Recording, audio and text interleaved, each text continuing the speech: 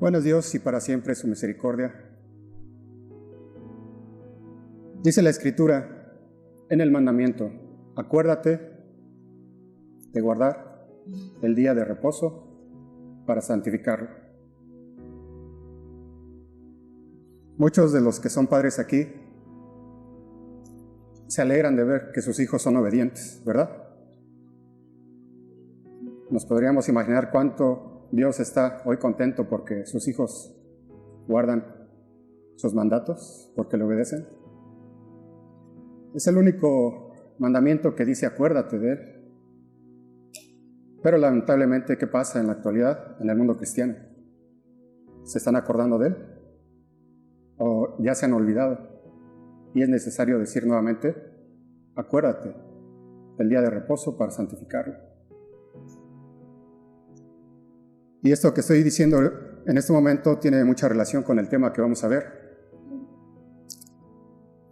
Dios levantó a un hombre con poder, y un hombre que de repente no se habla mucho de cuál fue su formación antes de ser llamado. Simplemente se muestra como alguien que aparece en el Israel que ya se había dado a la apostasía, se había ido en pos de los Baales. Cabe señalar que tras la desobediencia que tuvo el rey Salomón, el reino fue dividido en dos: el reino del norte, donde estuvieron 10 tribus, y el reino del sur, donde quedó Judá y los levitas. Y el reino del norte pues cayó en idolatría. Se olvidó de guardar el día de reposo, porque el día de reposo es un monumento conmemorativo de la creación. Nos dice quién es el creador. Pueblo tuyo somos y ovejas de tu prado. Tú nos hiciste a nosotros y no nosotros a nosotros mismos. Dios le había advertido al pueblo de Israel que se cuidara de hacer lo que hacían las naciones en donde iba a entrar a conquistar. Pero ellos lamentablemente siguieron el ejemplo y adoraron lo que no era Dios. Por eso es que Dios siempre levantó a hombres que declararan su verdad, a profetas. Eso quiere decir la profecía, declarar la palabra de verdad, declarar la palabra de Dios. Y de repente aparece en el escenario, en todo este tremendo desapego de la verdad que tiene el pueblo de Israel, en esta apostasía en la que ha caído y en la cual no se da cuenta que está viviendo, aparece este hombre llamado Elías, tisbita. Y así lo anuncia la profecía en Primera de Reyes 17:1. Primera de Reyes 17:1. Y vamos a ver cómo se le presenta al rey de Israel, aquel que tenía que guiar al pueblo, ser ejemplo como mandatario de la nación y guardar los mandamientos de Dios. Leamos entonces Primera de Reyes 17:1. Entonces Elías tisbita, que era de los moradores de Galaad, dijo a Acab: vive Jehová, Dios de Israel, en cuya presencia estoy, que no habrá lluvia ni rocío en estos años, sino por mi palabra. Vemos que aquí alguien que no tiene relación con el mundo religioso aparece y le dice al rey que no va a haber lluvia ni rocío en esos años. Entonces tenemos a un profeta de Dios hablándole a un rey. ¿Y qué representa Acab? Representa un poder político, ¿verdad? Entonces tengan en mente eso. Tenemos a un profeta de Dios hablándole a un rey de Israel. También vamos a ver cómo este ministerio de Elías tiene relación con Juan el Bautista y con el remanente de la iglesia en todos los tiempos, pero sobre todo en los tiempos finales. Podemos ver que en la Biblia hay paralelos. Tenemos a Elías, tenemos a Juan el Bautista y tenemos el remanente. Y todo está como una tipología de aquello que se va a cumplir en diferentes tiempos. Es una tipología para hacernos entender Dios de que hay cosas que son similares. ¿Y qué tenemos que entender de esto? Porque mucha gente teme al futuro. Nosotros no deberíamos, como cristianos, de temer al futuro. Porque si vemos cómo Dios dio en el pasado la libertad, la salvación y el rescate de aquellos que querían destruir a su pueblo, entonces tenemos que confiar que eso mismo va a pasar en estos tiempos. Nos ha tocado vivir tiempos difíciles y tal parece que el mundo cristiano se ha dispersado en muchos pensamientos, pero no está enfocado en lo importante que es la palabra de Dios. Usted puede ver en Apocalipsis que Jesús dice: he aquí yo estoy a la puerta y llamo. Y Jesús llama. Pero ¿por qué Jesús tendría que estar llamando cuando debería de ser recibido en las iglesias? Lamentablemente en esta última iglesia, que es la Odisea, a la palabra de Dios, es decir, a Jesús, se le está haciendo a un lado. Y se están hablando de otros temas, menos lo que es importante, que es su verdad contenida en las Escrituras. Por ejemplo, el apóstol Pablo habla de no menospreciar las profecías. Pero lo que menos se quiere hablar es de las profecías. De lo que menos se quiere hablar es de que viene un juicio a este mundo. Lo que menos la iglesia está procurando ser es un pregonero de justicia como Noé. Pero al remanente es llamado a decir estas cosas, a decir: arrepentíos o pereceréis. Y vemos que aparece en escena también este hombre llamado Juan el Bautista, y se dirige al rey de Herodes y le dice en Marcos 6:18. Marcos 6:18 le va a señalar algo que está haciendo contrario a los mandamientos. Y podemos leerlo en este pasaje que dice: porque Juan decía a Herodes: no te es lícito tener la mujer de tu hermano. Entonces, ¿a qué se está refiriendo aquí el Bautista? Al mandamiento, ¿verdad? ¿A cuál? No adulterarás. Entonces, ¿qué está diciendo aquí en simbología el Señor en estos pasajes? Que tanto Elías como Juan el Bautista como el remanente tienen que señalar que se deben de guardar los mandamientos. Muchos quieren justificarse diciendo que estamos bajo la gracia, y eso es verdad, pero tuercen las Escrituras, tuercen la interpretación de ellas, porque la gracia es un don de Dios inmerecido. ¿Por qué? Porque por nosotros mismos no podemos pagar el precio por ser libres del pecado. Eso lo pagó Jesús. Entonces, es así de fácil como ver que la ley o los mandamientos señalan lo que es pecado. Y si yo he transgredido los mandamientos, soy pecador. Necesito a un mediador entre Dios y los hombres, que es Jesucristo, hombre, y Él me da su gracia.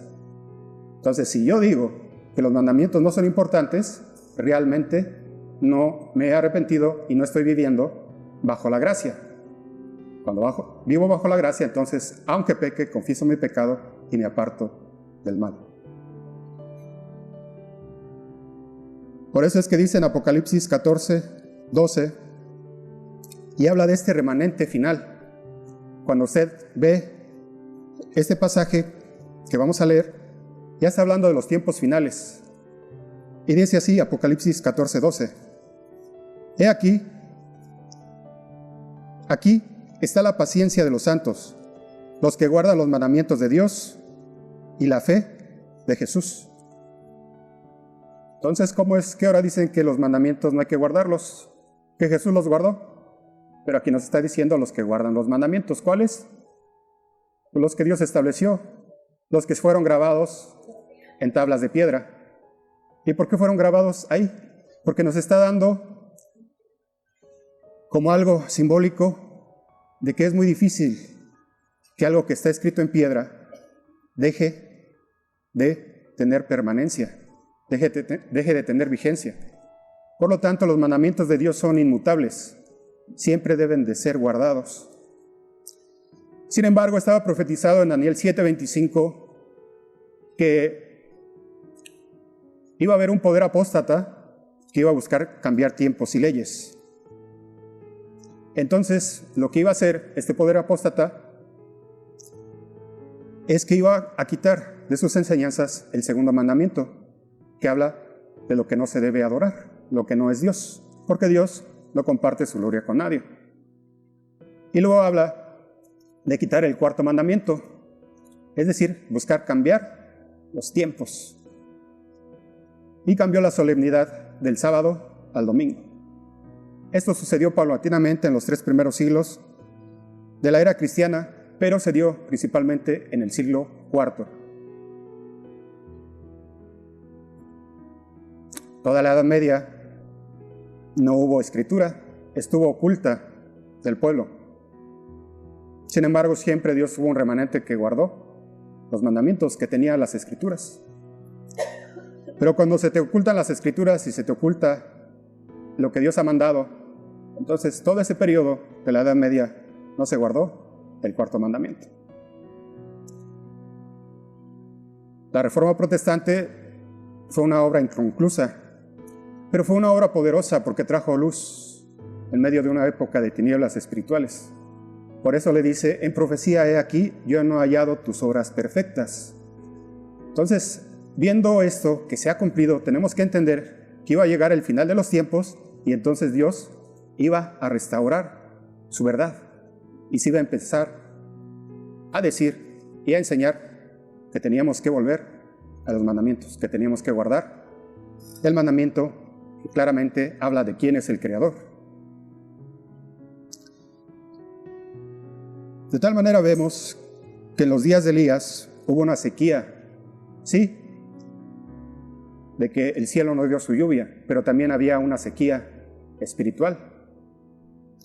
Tenemos que ver que también en los tiempos de Juan el Bautista había una sequía espiritual. No había una correcta interpretación de las Escrituras. En el periodo de los 400 años de silencio entre el profeta Malaquías y Juan el Bautista, no había habido reprensión al pueblo. Ellos tenían que sostenerse en lo que escrito está, tenían que seguir lo que ya Dios había establecido. Pero falsos maestros los hicieron desviarse, de tal manera que cuando viene nuestro Señor Jesucristo, tenían que ser restauradas todas las cosas, como al principio. En estos tiempos finales se tienen que restaurar todas las cosas como al principio. Es una tipología, es un paralelismo que la Escritura nos está enseñando, que va a suceder. Tenemos una sequía espiritual también en toda la Edad Media. Y en estos tiempos, lamentablemente, se va a dar una sequía espiritual y se está dando, en la cual, como ya he dicho, lo que menos se habla en las congregaciones es la palabra de verdad. Se utiliza la palabra para tergiversarla y para buscar lo que es de provecho a las personas que no son verdaderos ministros, sino falsos. Aquellos que Jesús dijo que nos enviaba como lobos, como ovejas en medios de lobos, y como también el apóstol Pablo decía, sé que cuando yo duerma o muera, van a venir lobos rapaces que no tendrán misericordia del rebaño. Entonces, no todo aquel que se presenta delante de un púlpito y no todo aquel que está en los principales medios masivos o en las redes sociales o en las marquesinas del cristianismo es un verdadero ministro. Tan es así que Él nos dice en su palabra que la escudriñemos, haciéndonos responsables a ti y a mí de lo que creamos. Si nosotros tenemos la palabra de verdad, nosotros somos responsables con lo que hacemos con ella.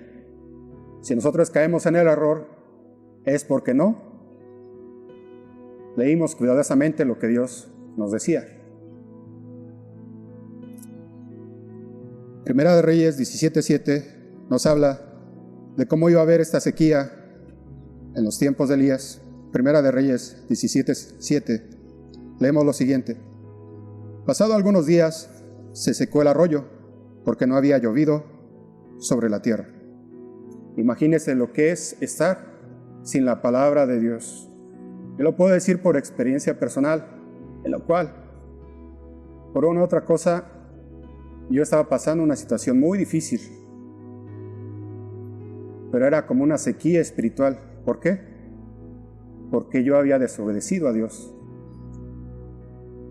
El pueblo de Israel desobedeció a Dios, se olvidó de sus mandamientos. La iglesia cristiana en el siglo IV desobedeció a Dios, se olvidó de sus mandamientos.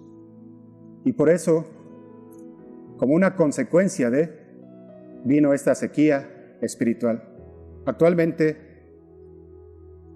los que se llaman Iglesia de Cristo se están olvidando de sus mandamientos, se niegan a guardarlos, y por eso va a venir también una sequía espiritual.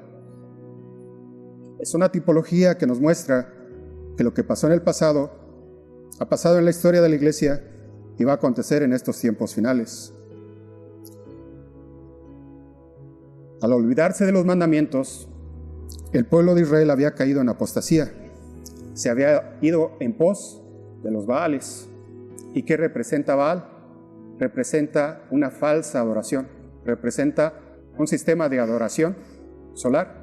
La adoración al Dios Sol, no al Dios vivo y verdadero. Entonces tenemos, por una parte, al profeta Elías, que representa la verdadera adoración, y a los que adoran a Baal. Muchos podrían decir, bueno, eso fue en tiempos pasados, pero no es así. También la iglesia en el siglo IV dejó la adoración del Dios vivo y verdadero y empezó a adorar lo que no es Dios, y empezó a adquirir una adoración al sol. En este mundo solamente hay dos tipos de adoraciones, la verdadera y la falsa. No hay puntos medios. Solamente está la adoración al Dios vivo y verdadero y la adoración solar. Usted puede ver en las diferentes religiones a través de todos los países, en todo el mundo, la mayoría adora, lamentablemente, a lo que es el sol. Usted lo puede ver, es algo que se puede corroborar, no es algo que yo esté inventando. Entonces, en este tiempo hubo cielos cerrados. Este fue el tiempo en que en la Edad Media se vivió lo que se llamó el oscurantismo. Pero aún así, en este tiempo, Dios levantó dos testigos que dieron su testimonio en saco y cilicios, que son la palabra de Dios, el Antiguo y el Nuevo Testamento. Porque la palabra fue oculta del pueblo, solamente se podía leer en un idioma que era incomprensible para el pueblo. Usted lo sabe. Eso es historia, no es algo que yo esté inventando. Y este periodo fue de 3 años y medio, que en sentido espiritual no son solamente 3 años y medio literales, sino son 3 años, no son 3 años y medio como días naturales, sino como años. Por ejemplo, en otros pasajes de la Escritura se habla de 1260 días o 42 meses. Eso lo puede ver usted en Daniel y en Apocalipsis. Se habla de este periodo de 3 años y medio. Vemos en Números 14:34 y Ezequiel 4:6 que aquí hay dos testigos que hablan de este principio profético para interpretar la profecía cuando se habla de días. De tal manera que estos dos testigos nos muestran que en el 538 hasta el 1798 transcurrió esta sequía espiritual, exactamente 1260 años, que la Escritura lo representa como 1260 días. Las Escrituras, como ya lo dije, fueron escondidas del pueblo y había una versión corrupta de la Biblia, una versión corrupta que venía de Alejandría porque un hombre llamado Orígenes también quiso mezclar las ideas del gnosticismo, y ese manuscrito en el siglo IV fue utilizado para hacer una versión corrupta de las Escrituras. Santiago 5:17 nos dice acerca de este tiempo que se vivió de sequía en los días de Elías, para clarificar y para corroborar que sí fueron estos 3 años y 6 meses. Leemos en Santiago 5:17.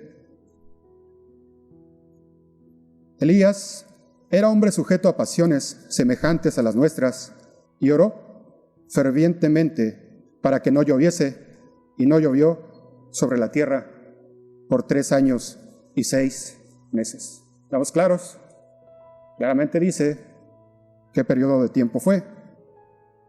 Yo me pregunto, ¿por qué no se le da tanta importancia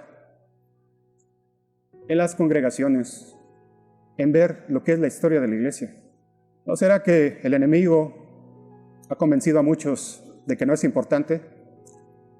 Pero tenemos un dicho que dice: quien no conoce la historia está condenado a repetirla. Ahora quiero dar un ejemplo bíblico para que no se tome como que esto es palabra de hombre. Usted puede ver, por ejemplo, cuando Esteban da su testimonio en martirio, que él hace referencia a las Escrituras, pero también hace referencia a la historia. De tal manera que nosotros que nos han alcanzado los finales de los tiempos, tenemos que ver lo que dice la Escritura, la Biblia, y lo que ha pasado en la historia, como un complemento de ver cómo Dios ha cumplido sus profecías tal y como Él las dice. Cuando se habla de que este poder apóstata que habla Daniel 7:25 iba a buscar cambiar los tiempos, habla de que Dios establece tiempos para que se cumplan, pero Él va a decir, no se cumplen así, se cumplen de otra manera, arrojando las profecías en un futuro incierto. De tal manera que ahora estamos en un tiempo donde la mayoría de las profecías se han cumplido, pero muchos piensan que no es así y que todas se van a cumplir en un futuro incierto y como si fuera algo escalonado. Pero cuando vemos la historia de la iglesia, vemos cómo muchas de esas cosas que se profetizaron ya se han cumplido. Entonces yo invito a los pastores, a los líderes, a todo aquel que enseña, que pueda hacer uso de la historia, que pueda ponerse la mano en la conciencia y decir, realmente estoy haciendo la obra de Dios, realmente estoy llevando al pueblo a la verdad. Porque ciertamente todavía hay gente que teme a Dios, gente que no busca su propio provecho, sino que busca hacer la voluntad de Dios, pero simplemente no se les ha anunciado ciertas verdades en las cuales ellos podrían hacer un trabajo más eficaz para la obra del Evangelio. Luego vemos que Elías fue enviado a la viuda de Sarepta. En todo Israel no había lugar para que él fuera enviado. Yo creo que sí, pero le envía a una mujer en un lugar considerado como gentil. De tal manera nos muestra Dios que siempre estuvo en su propósito que todas las naciones conocieran su verdad, que todas las naciones buscaran ser parte de su pueblo. Por eso es que en estos tiempos en los cuales hay escasez, es Elías enviado a una mujer que no está considerada dentro del pueblo de Dios. ¿Y eso qué representa? En este paralelo, nos representa a nosotros, los que no éramos parte del pueblo y ahora somos pueblo de Dios, nación santa, pueblo santo, pueblo adquirido por Dios, para anunciar, ¿cómo dice? Las verdades de aquel que nos llamó. Amén. Palabras más, palabras menos. Y vemos en Primera de Reyes 17:9, cómo Dios le va a indicar que vaya a esta viuda. Ahora, imagínense cómo Dios los está enviando con esta viuda. ¿No sería mejor que los hubiera enviado con una familia donde hubiera un varón? Pero ¿qué vemos que representa una mujer en las Escrituras? Una mujer en las Escrituras representa a una iglesia. Por eso es que está hablando aquí de la iglesia de Cristo. Y dice el pasaje: levántate, vete a Sarepta de Sidón y mora allí. He aquí, yo he dado orden allí a una mujer viuda que te sustente. Como ya lo he mencionado, cuando le dan muerte al primer mártir de la iglesia de Cristo, llamado Esteban, viene una persecución. ¿Y qué pasa? El evangelio se expande, porque el evangelio había estado concentrado solamente en Judea y algunas regiones como Samaria, pero al venir la persecución se expande y va a los gentiles. Y son los gentiles los que van a continuar esta obra de anunciación del mensaje del evangelio, y es lo que estamos haciendo hoy en día. Mientras todavía haya luz, todavía hay obra por hacer, pero cuando la luz ya se ha ido, cuando ya ha atardecido, ya nada se puede hacer. Por eso todavía es tiempo para que nosotros nos dispongamos en hacer lo que Dios nos ha dicho que hagamos. Tenemos que Elías representa la verdad, pero esta verdad tiene persecución. Cuando se declara la palabra de verdad, no es bien recibida. Lo vemos con Jesús. ¿Fue bien recibida? No. Tuvo mucha oposición, sobre todo de parte de los religiosos. Entonces, no va a ser bien recibida. Si uno dice y ve las escrituras que el cuarto mandamiento está vigente, entonces hay gente que se molesta. ¿Por qué? Porque va en contra de sus intereses. Y dice, no, el primer día de la semana es el día del Señor. Pero yo veo claramente lo que dice la Biblia, que es el séptimo día. Es el día del Señor, es el día del reposo, porque Jesús es Señor del día de reposo. Entonces, el pueblo cristiano está en una disyuntiva que va a ser más palpable, va a ser más clara, porque se va a tener que decidir entre obedecer a Dios u obedecer lo que el hombre dice. Y ahí se va a mostrar la fidelidad de quienes son el remanente y de los que aman verdaderamente a Dios. No lo digo yo, lo señala la Escritura y cada quien puede verificarlo por su cuenta. Dice la Escritura que durante este tiempo de sequía la harina ni el aceite escasearon. Lo leemos en Primera de Reyes 17:14 y nos muestra estos símbolos que nos van a hablar de algo que representa en la Escritura como símbolo. Vemos en Primera de Reyes 17:14: porque Jehová Dios de Israel ha dicho así: la harina de la tinaja no escaseará, ni el aceite de la vasija disminuirá, hasta el día en que Jehová haga llover sobre la faz de la tierra. Entonces tenemos que esto va a representar al Espíritu de Dios y a la palabra de verdad. Imagínese usted en estos tiempos difíciles de la Edad Media, en los cuales solamente había un remanente pequeño, pero Dios no permitió que escaseara la unción del Espíritu Santo sobre sus vidas. Los alentaba Jesús como sumo sacerdote desde el santuario celestial, vertiendo en el candelabro y en la iglesia que representaban a estos creyentes, vertía el aceite de la unción para que todavía la luz resplandeciera. Si como muchos piensan y dicen, la iglesia de Cristo es producto de los hombres, ya no estuviera existiendo en estos momentos. Tan es divina y nos da muestras que ha permanecido a pesar de la persecución, a pesar de la muerte que le ha dado el hombre instigado por Satanás. Y en ese tiempo también fue preservada la Escritura. Hombres piadosos copiaban la Escritura y la tenían y la estudiaban y siempre tuvieron el testimonio de la verdad. Uno de estos grupos fueron los valdenses, quienes tenían la Escritura en su propio lenguaje y que muchos de ellos también guardaban el cuarto mandamiento. Vemos cómo Dios no ha dejado sin testimonio a ninguna generación, porque Dios es fiel y para siempre es su misericordia. Luego tenemos que Elías se va a presentar nuevamente a Israel poco antes de que termine la sequía, y se va a presentar delante de Acab. Y Acab, como ya hemos dicho, representa el gobierno humano. Y le dice algo muy significativo a Acab a Elías. Lo leemos en Primera de Reyes 18-17.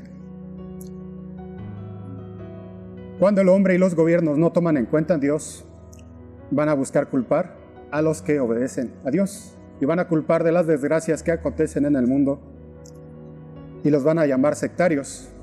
Por ejemplo, hubo un papa llamado Inocencio III, que a los que guardaban los mandamientos de Dios les llamó la secta del anticristo. ¿Usted ha escuchado ahora que se habla de la expresión hermanos separados? ¿Ha escuchado que a los protestantes, a los evangélicos, a los pentecostales les llama Roma hermanos separados? Hasta el Concilio Vaticano II, en la década de los 60, se les llamaba a todas las denominaciones cristianas sectarios. Se les llamaba sectas. Pero cuando las denominaciones históricas aceptaron la invitación a asistir a este concilio ecuménico, ya no se le llamó sectarios, sino hermanos separados. Pero todo aquel que no se una a este movimiento se le va a seguir llamando sectario. ¿Por qué? Porque guarda los mandamientos de Dios. Muchos temen decir que quieren honrar a Dios guardando el día de reposo, porque temen lo que el hombre diga, temen que se les diga que son sectarios, temen que sus otros amigos cristianos les digan que ahora son sectarios. Pero ¿qué hacemos si escrito está que es un mandamiento que sigue vigente y que hay que guardar? Entonces vemos cómo Acab le va a decir a Elías lo siguiente. Cuando Acab vio a Elías, le dijo: ¿eres tú el que turbas a Israel? Fíjese la expresión. ¿Eres tú el que turbas a Israel? O más bien, no, Israel se turbaba porque había dejado a Dios, porque había adorado a los Baales, se habían ido en pos de ellos. Entonces, cuando hay un anuncio y se dice que las calamidades que estamos viviendo en las cuestiones de desastres naturales es producto de que el hombre ha olvidado el pacto sempiterno, como lo dice el profeta Isaías, entonces la persona que lo dice, haciendo referencia a la Escritura, turba al mundo. Por ejemplo, a los que persiguieron en los 3 primeros siglos, los que fueron mártires, les decían que eran enemigos de la humanidad. ¿Por qué? Porque no adoraban lo que César les pedía que adorasen, es decir, lo que no era Dios. Fíjese usted, los que guardan los mandamientos fueron considerados enemigos de la humanidad. ¿Usted cree que eso va a pasar nuevamente? En tipología nos dice la Escritura que sí. Por eso, mire, cuando uno decide creer en algo,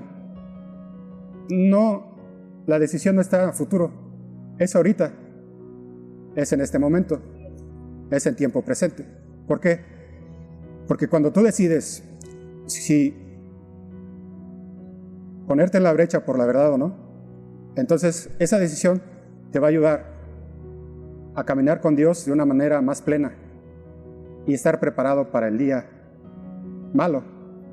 Pero si no, tú puedes decir que eso no es importante y en el día malo te va a alcanzar la aflicción y no vas a saber cómo responder a ella.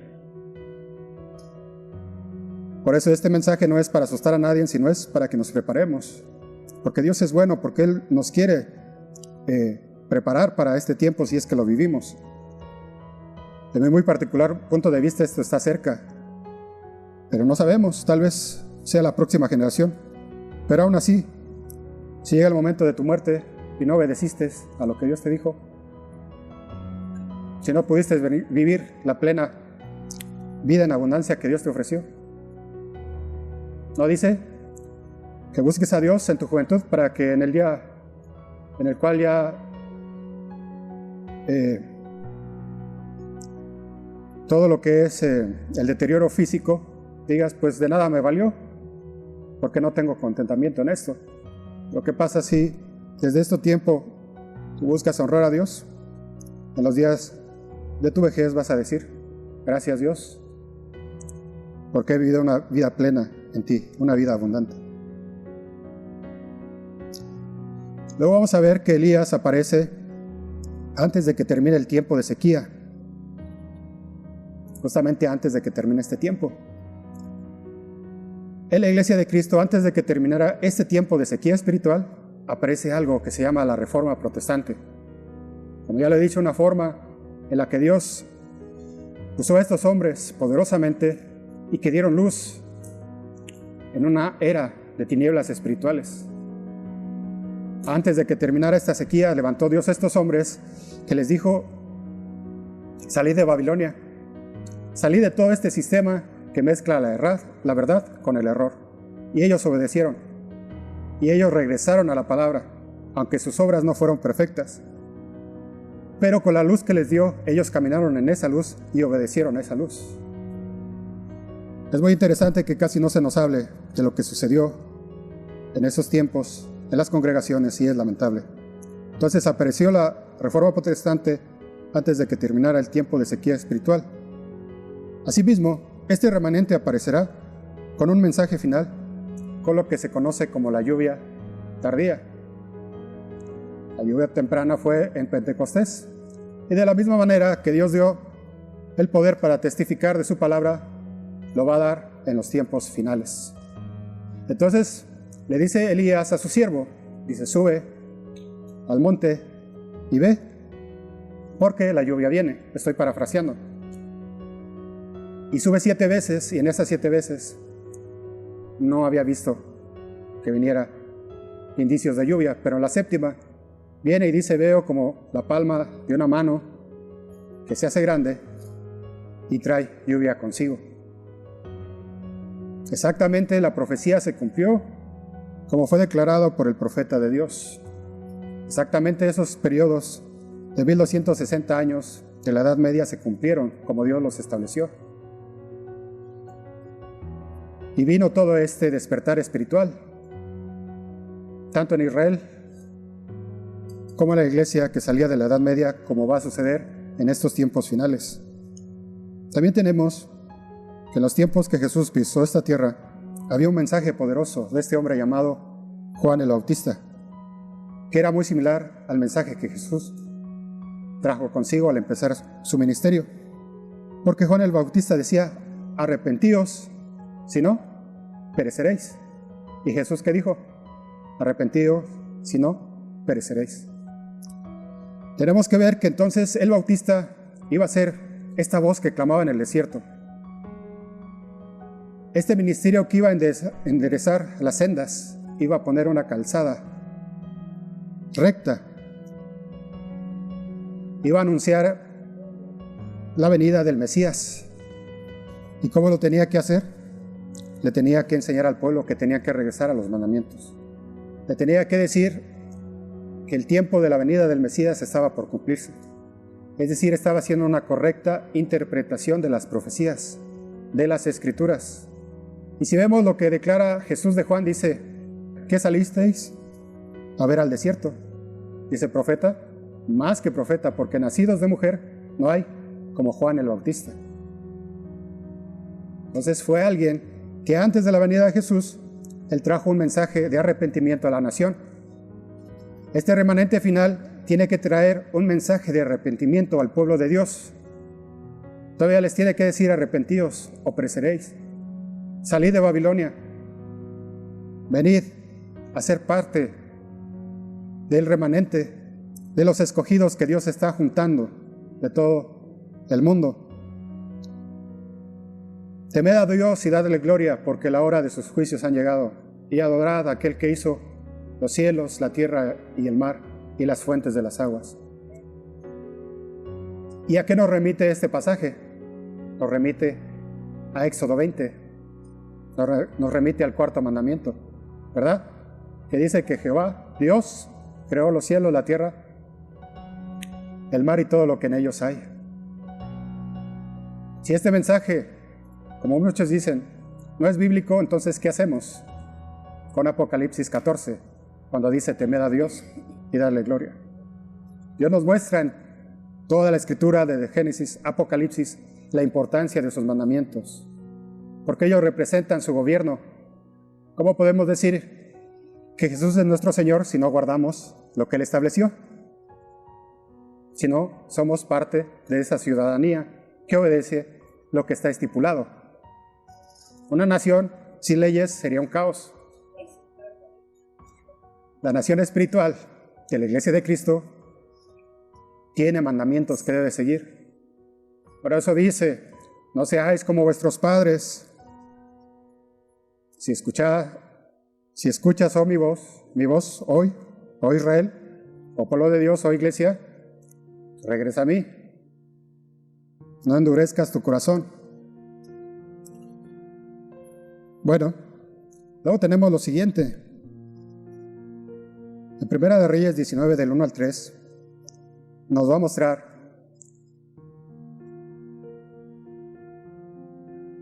algo muy interesante con respecto a lo que pasó después de que Elías venció a los profetas de Baal.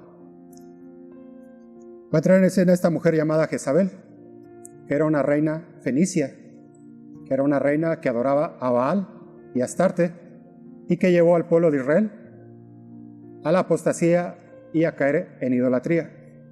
Entonces miren, tenemos a Acab, un rey de Israel, y tenemos a una reina o princesa pagana. Dios había establecido que no se juntara con los incrédulos, ¿verdad? El apóstol Pablo también le dice a la iglesia, no os unáis en yugo desigual con los incrédulos, porque ¿qué comunión tiene Cristo con Belial? ¿Qué relación tiene las tinieblas con la luz? Ninguna. Entonces vamos a ver aquí cómo este poder político se va a unir a un poder religioso, porque Jezabel representa una iglesia apóstata, una iglesia que hace caer al pueblo en apostasía, y representa un poder religioso. En la historia de la humanidad y en la historia de la iglesia cristiana ha pasado esto. Sí, en la Edad Media se dio la unión entre la iglesia y el Estado, unión que Dios nunca permitió, ni siquiera en Israel, porque las funciones del rey eran políticas y las funciones sacerdotales incluían solamente a lo religioso, ¿verdad? Y Jesús lo dijo claramente, dad al César lo que es del César y a Dios lo que es de Dios. Entonces vemos cómo esta tipología, este paralelo se cumple también en la Edad Media, pero también se va a cumplir en estos tiempos.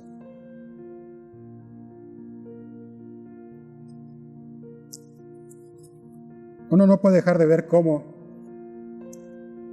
la Iglesia de Roma va teniendo influencia sobre los reyes o sobre los presidentes de este mundo. Usted véalo.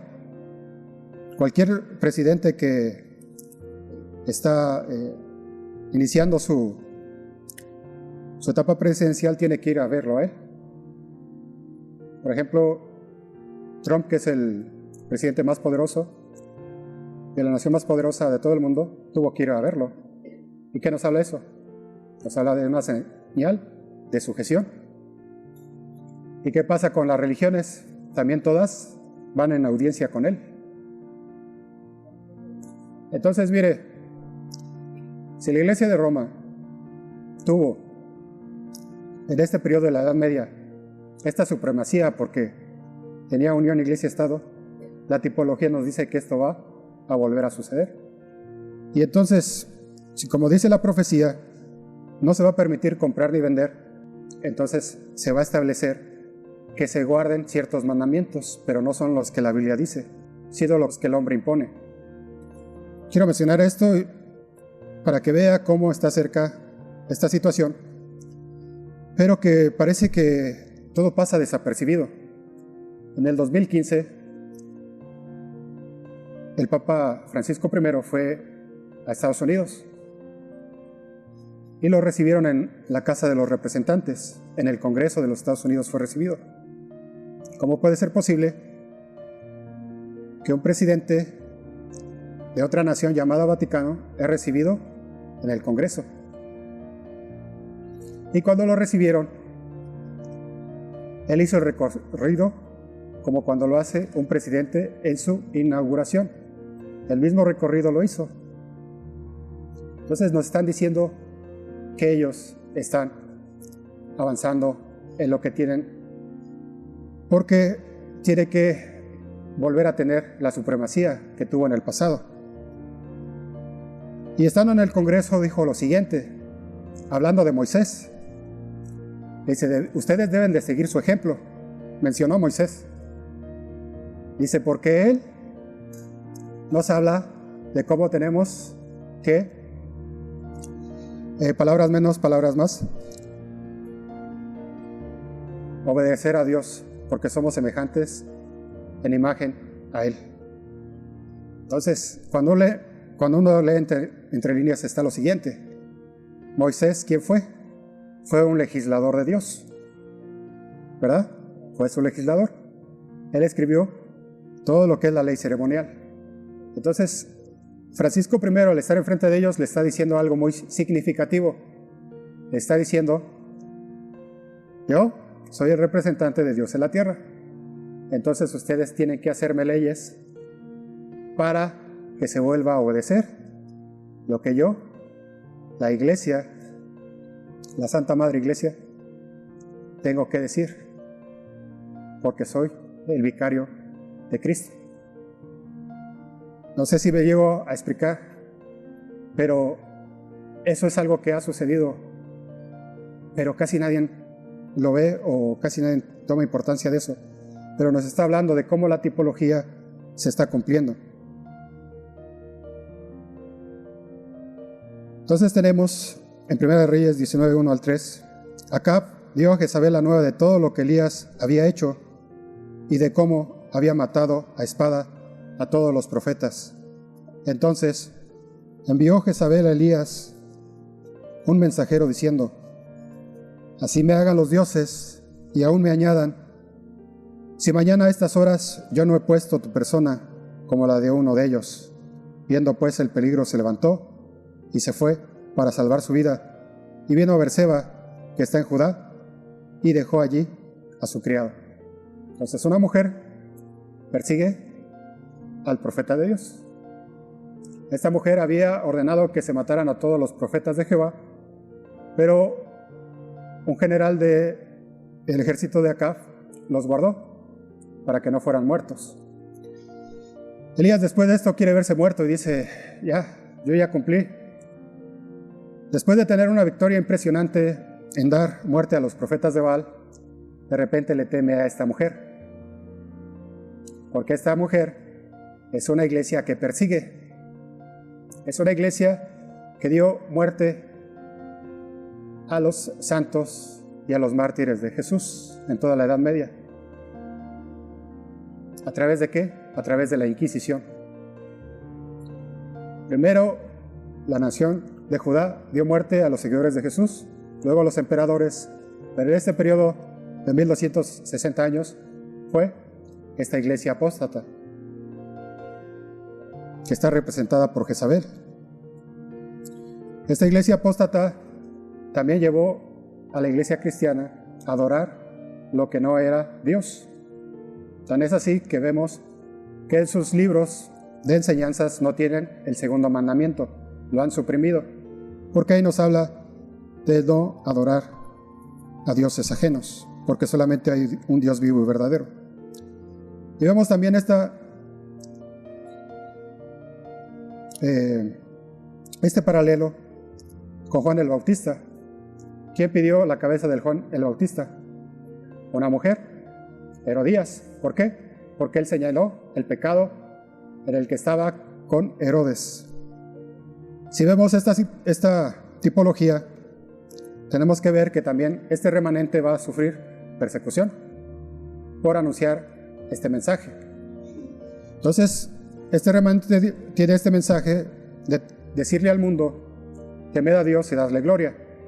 Luego habla también que el siguiente mensaje que nos muestra Apocalipsis 14 es que anunciemos la caída de Babilonia. ¿Por qué? Porque se ha restaurado toda la verdad contenida en las Escrituras. Se ha vuelto a un evangelio como al principio. La Escritura nos señala que este evangelio nos lo muestra como el evangelio eterno, que va a ser predicado en todas las naciones y después de esto va a venir el fin. Es decir, se va a predicar la palabra pura de Dios, sin ningún tipo de mezcla ni error. Se va a mostrar cómo Babilonia no solamente está compuesta por una institución, sino son varias hijas que tiene y de las cuales se están uniendo nuevamente con ella en el movimiento ecuménico.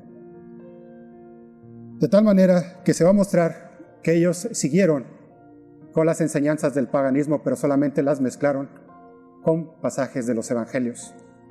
Eso lo podemos ver claramente en el siglo IV, cuando inclusive a las estatuas paganas como la del dios Júpiter se le puso el nombre del apóstol Pedro, y así con todas y cada una de las deidades del paganismo se les atribuyó nombres bíblicos. Tan es así que por eso no es que fuera de esta iglesia no haya salvación, al contrario, fuera de esta iglesia está la salvación. Por eso Dios te dice, salid de este sistema de error y ven, porque yo soy aquel que te ama, yo soy aquel que dio su vida por ti. Dios no quiere que nadie se pierda, quiere que todos procedan al arrepentimiento.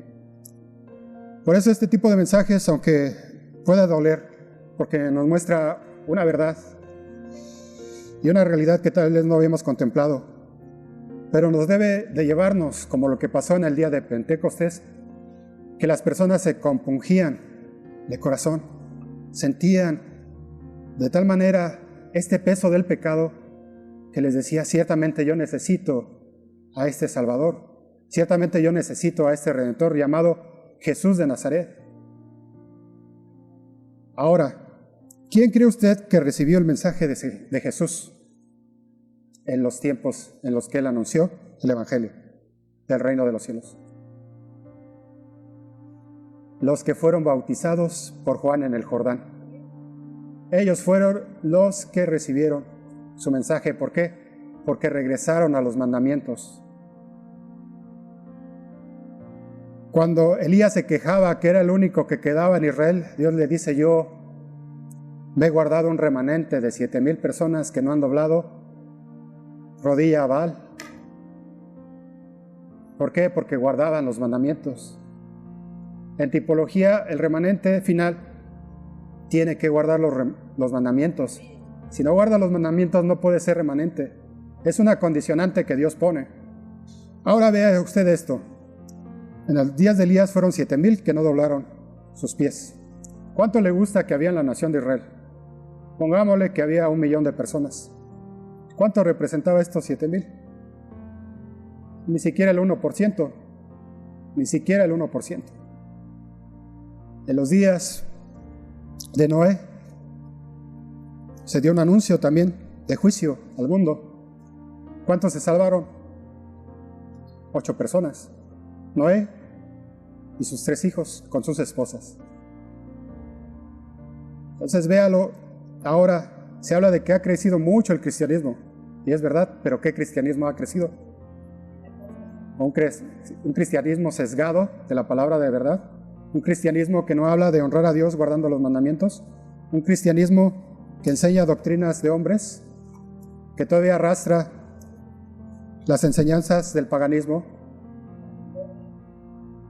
Entonces, aunque el panorama no es favorable, tú tienes que tener el pensamiento como Josué. Si bien parece a vosotros adorar a los dioses de las otras naciones, están en su derecho, están en su libertad. Pero yo en mi casa vamos a servir a Jehová. Yo en mi casa vamos a honrar al Señor del día de reposo.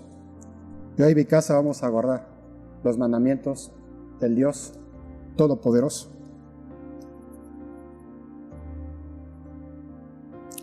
Cuando Elías huyó de Jezabel, se dio un decreto de muerte, ¿verdad?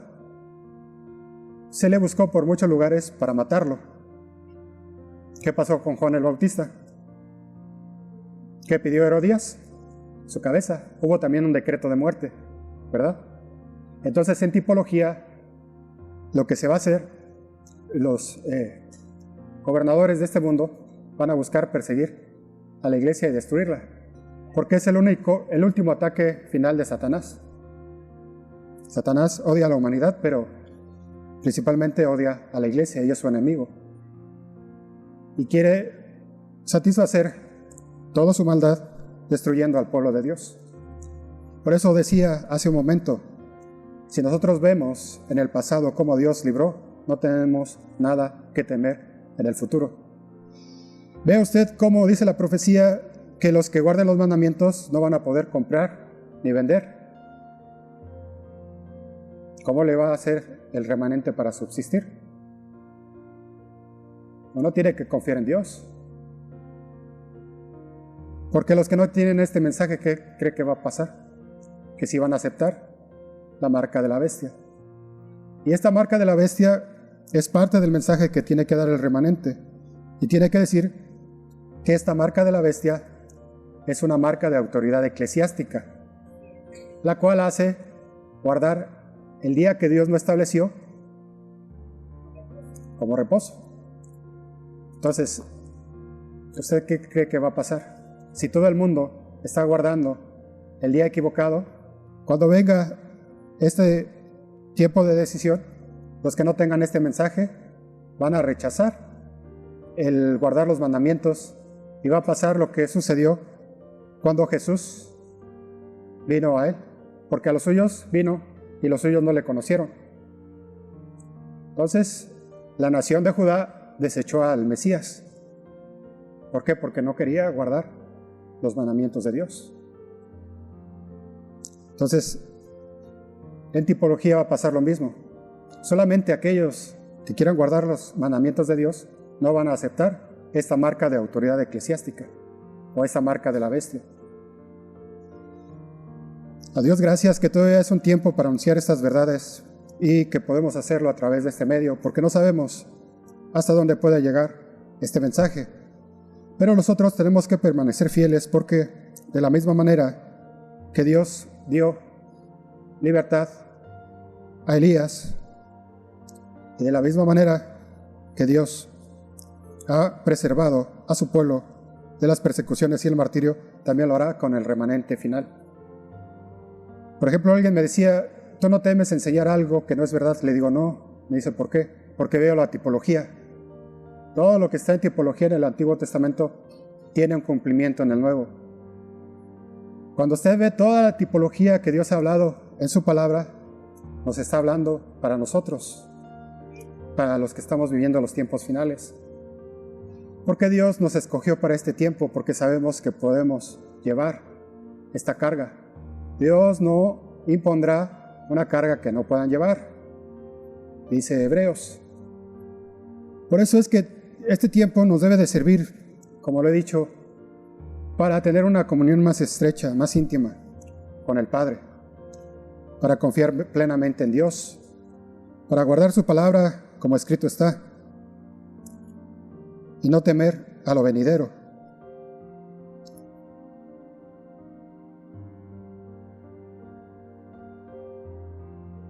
Tenemos que en Segunda de Reyes 2:11 nos habla el final del ministerio de este hombre llamado Elías. Segunda de Reyes 2:11 dice lo siguiente: y aconteció que yendo ellos y hablando, he aquí un carro de fuego con caballos de fuego apartó a los dos, y Elías subió al cielo en un torbellino. ¿Qué nos dice este pasaje? Que Elías fue traspuesto. Elías fue arrebatado para Dios y su reino. En la antigüedad, ¿quién más fue traspuesto? Vivo, llevado vivo por Dios. Enoc. Y en tipología, ¿qué va a pasar con el remanente? Nos va a llevar vivos, nos va a arrebatar, nos va a transformar. Un cuerpo incorruptible que va a poder heredar el reino venidero. Por eso dice Pablo, consolaos con estas palabras. Leamos en 1 de Tesalonicenses 4, 16 al 18. Porque el Señor mismo, con voz de mando, con voz de arcángel y con trompeta de Dios, descenderá del cielo, y los muertos en Cristo resucitarán primero. Luego nosotros, los que vivimos, los que hemos quedado, seremos arrebatados juntamente con ellos en las nubes para recibir al Señor en el aire, y así estaremos siempre con Él, Señor. Por tanto, alentaos los unos a otros con estas palabras. Entonces, ¿qué implica este mensaje? Implica un compromiso. Implica hacer morir al hombre viejo. Implica someter la naturaleza carnal. No creas que por escucharlo dices, bueno, yo ya lo sé. Y ya, tengo un pase seguro. Tiene que ver con cómo tú respondes a este mensaje. Si tú no sabías esto que estamos diciendo hoy, Dios pasa por alto la ignorancia de estas cosas y manda a todo hombre a arrepentirse. A mí en las diferentes congregaciones donde estuve no se me dio este mensaje. ¿Cómo iba a creer si no se me anunciaba? ¿Cómo creerán si no hay alguien que les predique? Por eso hoy que tú estás recibiendo este mensaje, tú que estás aquí y que nos ves a través de la pantalla, tú tienes una obra que hacer. Dios está confiando esta verdad gloriosa en tus manos. Puedes ayudar a muchos a decirles, mira, realmente he visto la verdad sin velo. Dios ha quitado la escama de mis ojos, como el apóstol Pablo, y puedo ver lo que es bueno, lo que es agradable delante de Dios, el obedecer sus mandamientos. No sé usted, pero yo con todos mis defectos y errores, yo quiero honrar al Padre Celestial. Yo creo que muchos de los que estamos aquí queremos lo mismo. Por eso es que no dejes que Satanás te robe. No dejes que Él quite de tu mente este mensaje. Mira, a mí Dios esto ya me lo había mostrado años atrás. ¿Y qué pasa, hermano? Cuando estamos en una iglesia y llegamos, le decimos, pastor, maestro de la palabra, ¿cuál es el día de reposo? ¿Sábado o domingo? ¿Séptimo día o primer día de la semana? Eso no importa. Tú sigue viniendo aquí. Tú échale ganas porque eso no tiene importancia. Pero tú sigue echando muchas ganas. ¿Por qué evitan el cuestionamiento, hermano? Yo se lo digo a usted, porque no lo conozco, pero sé que sabe y que ha estado. Y se lo digo a usted porque me tengo que enfocar en alguien en personal, porque ese mensaje es para todo el que escucha. Pero si nos vamos de aquí, hermano, y si nos vamos de aquí, hermanos, el diablo viene y roba lo que Dios puso como una impresión en la mente de decir esto es verdad, síguelo. Pero cuando vas a donde te congregas y le preguntas a los líderes, te dicen eso no tiene importancia. ¿Por qué? Porque no quieren obedecer, porque no quieren cuestionarse realmente si el día de reposo es el séptimo día o el primer día de la semana. Si algo es verdad, no tiene temor a ser cuestionado. Si algo es verdad, esa verdad va a prevalecer sobre la mentira. Por eso es que nada podemos hacer contra la verdad, sino a favor de la verdad. Yo me hallaba en un punto en que decía, yo no estoy hablando la verdad, y me decía Dios, tú no estás hablando la palabra de verdad. Tienes un conocimiento sesgado, tienes una interpretación incorrecta de las profecías, de las escrituras. No estás honrando el mandamiento que yo establecí. Y eso no me lo dijo hombre alguno. Dios me lo mostró. Ahora muchos podrán decir, pero yo cómo voy a ir, pues yo no tengo muchas palabras que decir. No dice Jesús que no nos preocupemos, porque cuando demos testimonio el Espíritu Santo nos da lo que tengamos que decir. Aquí no se trata de tener mucho conocimiento, hermanos. Sí es bueno estudiar, pero aquí lo importante es el entendimiento que Dios está depositando en ti, si quieres recibirlo. Lo importante es el entendimiento, porque ese entendimiento te va a mover a accionar, a poner por obra este mensaje, que, dicho sea de paso, necesita ser dado con presteza. No narra la Biblia que hubo a un hombre que en batalla se le confió dar un mensaje. Y ese hombre fue caminando muy tranquilo, no se preocupó por la importancia del mensaje. Y fue alcanzado por otro y le dijo, ¿qué pasó contigo? No, pues es que ya voy para allá. Estoy parafraseando. Y ese que venía atrás de él lo rebasó. Fue más pronto. No nos pase como este, que escuchando el mensaje no da esta prontitud. Ahora, aquí estamos hablando en general. Estamos hablando un mensaje para el pueblo cristiano y para el mundo que agoniza. Ni siquiera estamos invitando a venir a este lugar. Estamos dando la comisión que Dios dio a este lugar para que sea predicado a través de los medios que Dios nos ha permitido dar. Por eso es que en nuestra parte no hay ningún interés personal. Lo único que nos interesa es buscar hacer discípulos. No estamos interesados, nos decía nuestra hermana Noemí, que es quien está al frente de este ministerio y empresa, no estamos interesados en buscar tener multitudes, sino en hacer discípulos. Y es lo que Jesús dijo, id y hacer discípulos, enseñándoles todas las cosas que os he mandado. ¿Y cuáles son esas cosas? Los mandamientos. ¿Qué dijo Jesús? Yo he guardado los mandamientos de mi Padre. ¿Y cuáles son esos mandamientos? Los que están registrados en las tablas de la ley. Dios es bueno. Este mensaje no puede ser quitado de la tierra, por más que el enemigo quiera. Este mensaje se va a decir, como ya hemos dicho, a todos los confines, pero Dios quiere hacerte parte de. Si tú ves a las máximas o los máximos representantes del cristianismo, no tienen este mensaje.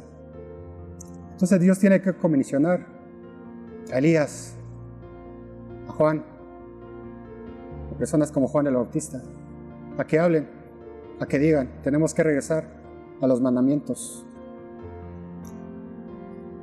De tal manera que solamente aquellos que hablan conforme a la ley y al testimonio, solamente a ellos hay que escuchar. Porque si no hablan conforme a la ley y el testimonio, a ellos no les ha amanecido. A ellos están como en tinieblas. Seguramente tú vas a decir, pero yo tengo un predicador que ese sí puede decir que este mensaje no es correcto. Bueno, si es así, estás obedeciendo lo que Satanás te instiga, porque Dios te ha hablado claramente en esta mañana. Pregúntate si esta persona que tú dices que es un predicador que puede desbaratar este mensaje, pregúntate cuándo te ha hablado de la historia de la iglesia. Pregúntate cuándo te ha hablado de los mandamientos. Pregúntate por qué el cuarto mandamiento es inmutable y no se puede abolir, o no se puede anular. ¿Qué explicación tienen? Cuando se tiene miedo a ser cuestionado, no se está en la verdad. No se está en la verdad. Pero regularmente nosotros admiramos a estas personas, les tenemos cierto aprecio y pensamos, pues bueno, esta es la persona que Dios me puso al frente, pero delante de Dios no nos vamos a poder excusar, ¿verdad? Nosotros no vamos a poder decir, como Adán dijo en Edén, es que el pastor que me diste, es que el maestro que me enseñó, porque así como Adán somos responsables de transgredir el mandamiento. Entonces, como hijos amados, nos habla Dios. Como hijos amados, que Él se agrada de que le obedezcan. No podemos estar batallando en nuestras mentes. No des lugar al diablo. No permitas que sus dardos de fuego vengan y te hagan errar del camino de la verdad. Lo que está escrito, escrito está, y el diablo no va a poder cambiarlo. La palabra de Dios es viva y eficaz. ni ninguna jota, ninguna tilde de lo que escrito está va a pasar. Los cielos, la tierra pasarán, pero la palabra de Dios no va a pasar. Por eso no podemos buscar decir, hay otro mensaje, hay otra explicación de lo que está pasando. Vamos a acomodar estos pasajes. No se puede, pero es lo que el mundo cristiano está haciendo. Finalmente tenemos que decir que el juicio de Dios empieza por la casa, por el pueblo. Por eso, tú que buscas honrar a Dios y que no habías escuchado este mensaje, hónrale guardando sus mandamientos. Deja a un lado las enseñanzas de hombre. Sal de Babilonia, sal de la mezcla de esta verdad con error y regresa a la pureza de la palabra del Dios vivo y verdadero. Que Dios les bendiga, que Dios les guarde.